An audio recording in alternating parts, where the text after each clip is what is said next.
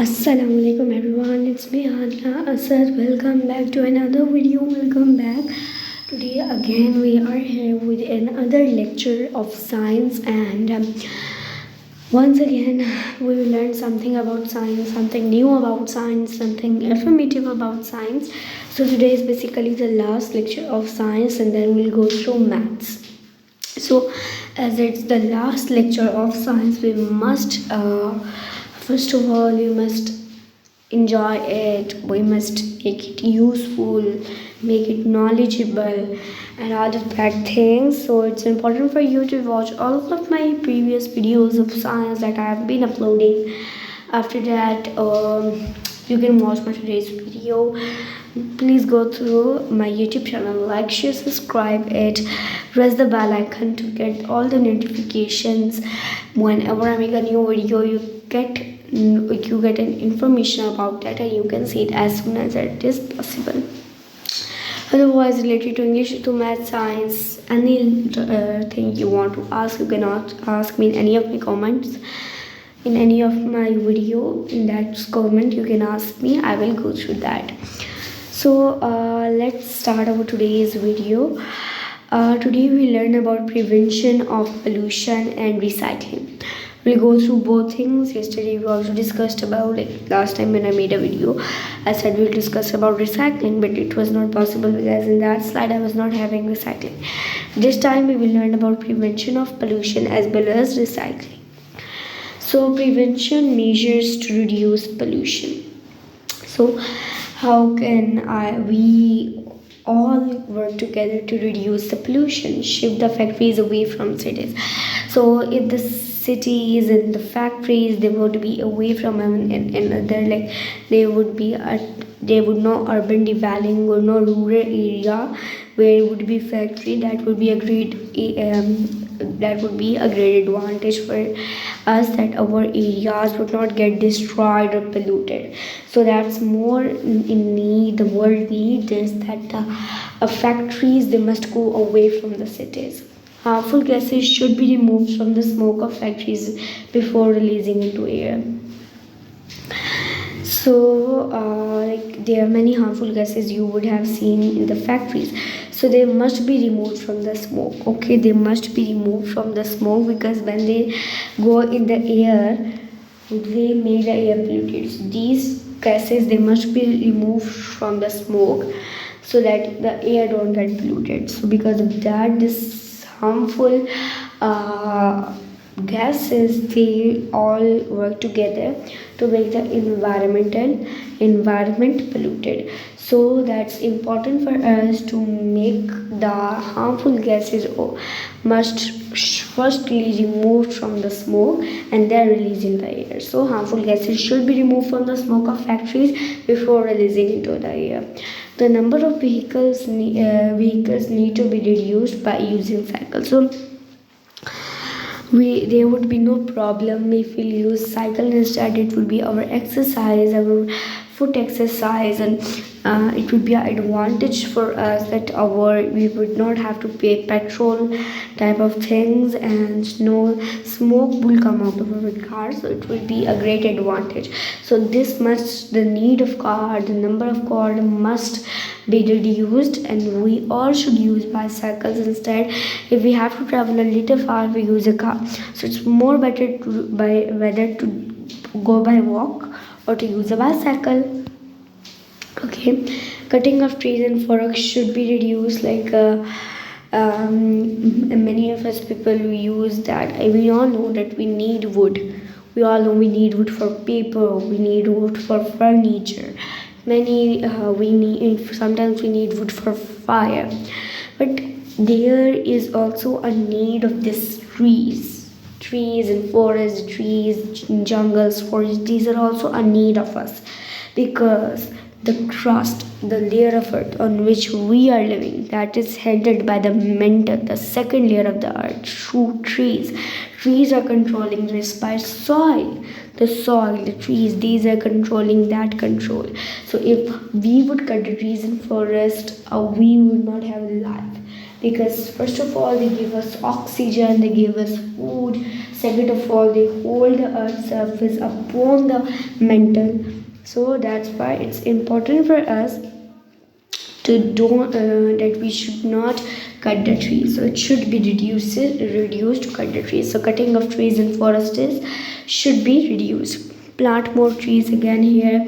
We should plant more trees instead of cutting them. We should plant them more, that our earth becomes more like supported by the mantle, the layer of the earth. Okay, and we must have more oxygen, more foods, and we'll live a happy life. Polluted water should not be poured in the water bodies like in rivers, oceans, seas. Like there's total 71% of Earth's surface is covered with water.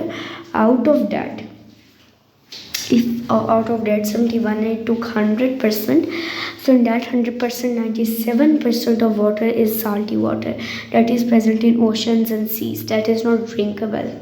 That's not suitable for ablution and other things.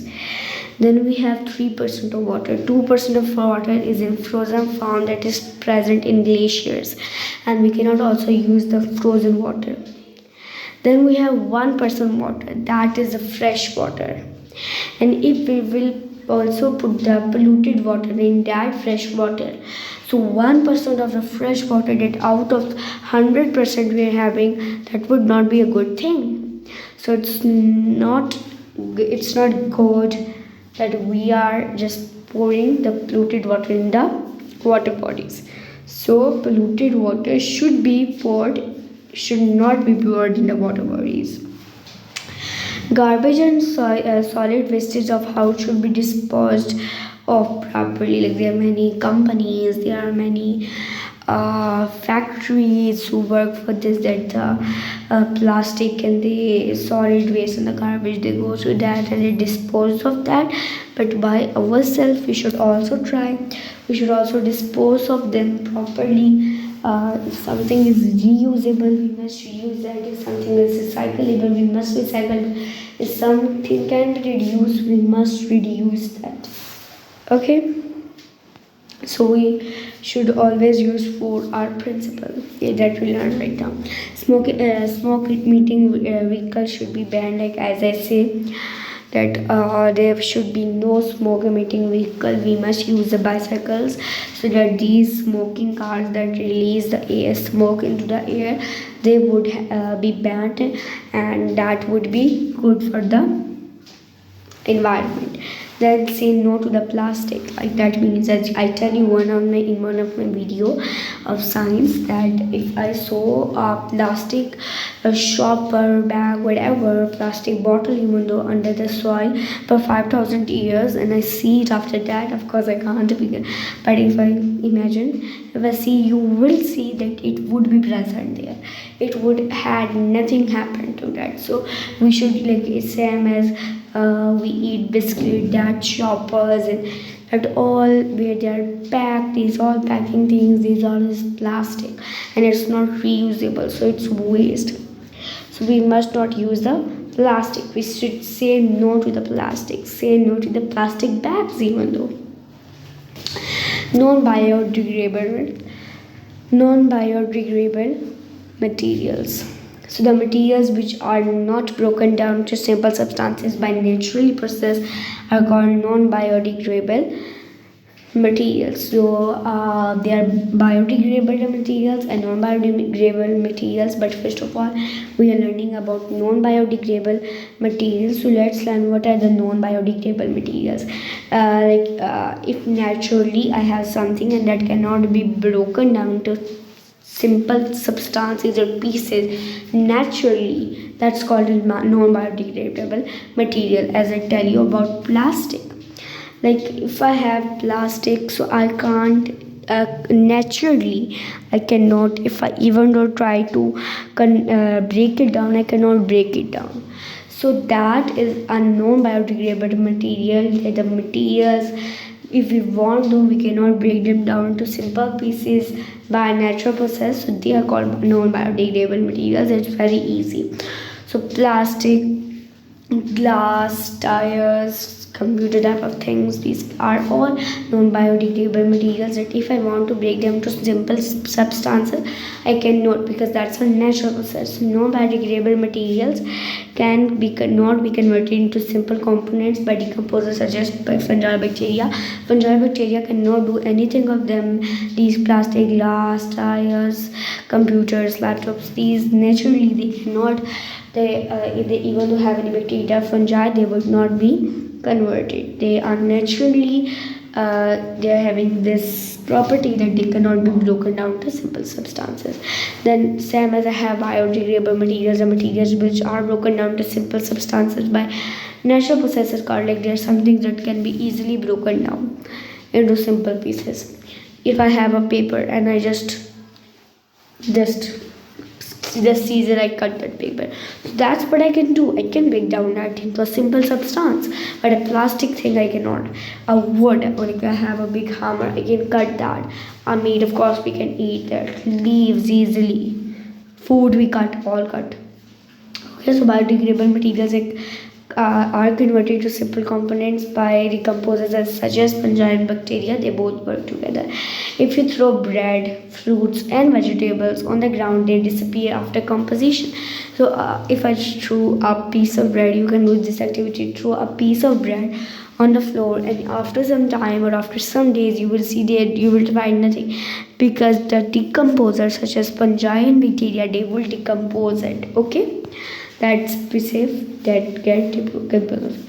So as you know, if you look at the back video, I said 4R principle. I use the word 4R principle, in which I said reuse, reduce, and recycle. So basically 4R principle to reduce pollution caused by non-biodegradable materials. The 4R principle is applied. So as I tell you, non-biodegradable materials are the materials that cannot be broken down to simple substances even by the natural process. So for them, to make them for some use, we use the 4R principle. On them we use this 4R principle. 4R principle basically means there are four basic meanings in which all of them starts with RE. Okay, RE, reduce. First of all, I'm having reuse. Say no to the plastic bags. That means refuse. Refuse basically means not listen, ignore. Reduce. Say no to the plastic bag, and in place of that, use this thing. So that means reduce. In place of bad thing, use good thing. Reuse basically means you are having something that can be recycled, or you can use that thing again. That means reuse. Recycle basically means something that again reuse and recycle both are the same. Okay. So today let me give you a homework, the difference between biodegradable and non-biodegradable materials on in your practice notebook. Plant a tree wherever near your house and take care of it. That's what I want you to do. So plant more trees. Thank you for listening to me. So next lecture you will get on maths. So till that, you take care of yourself. Allah Hafiz.